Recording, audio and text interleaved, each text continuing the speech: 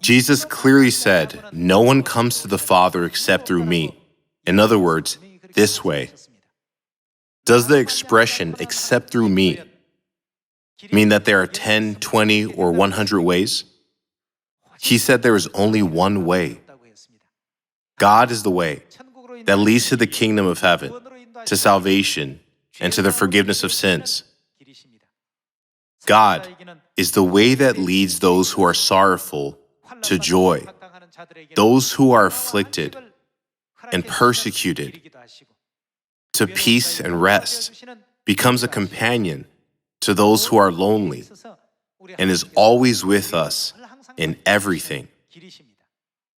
However, what happens to the soul if it loses this way or abandons it as useless? God clearly mentioned that now only eternal punishment awaits them. Let us turn to Jeremiah chapter 2. Let's look at verse 8. The priest did not ask, "Where is the Lord?" Those who deal with the law did not know me. The leaders rebelled against me. The prophets prophesied by Baal, following worthless idols. Therefore, I bring charges against you again, declares the Lord. And I will bring charges against your children's children. Cross over to the coasts of Cyprus and look. Send to Kedar and observe closely. See if there has ever been anything like this. Has a nation ever changed its gods? Yet they are not gods at all.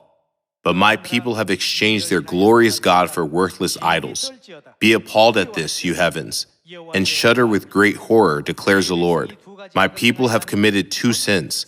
They have forsaken me, the spring of living water. In the end, forsaking God means abandoning God, who is the way. In other words, they have lost the way.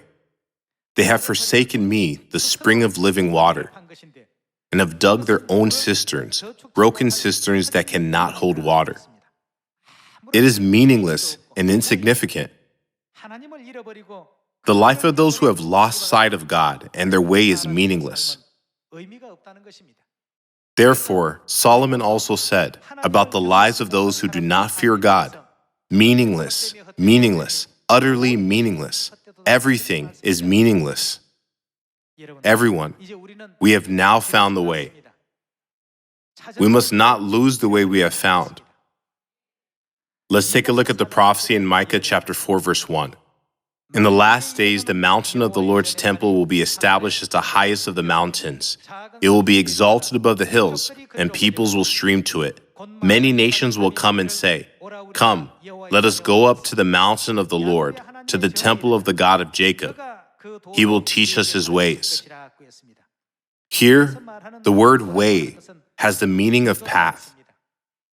In the English version of the Bible, it is expressed as his way, which also means path, so that we may walk in his paths. The law will go out from Zion, the word of the Lord from Jerusalem.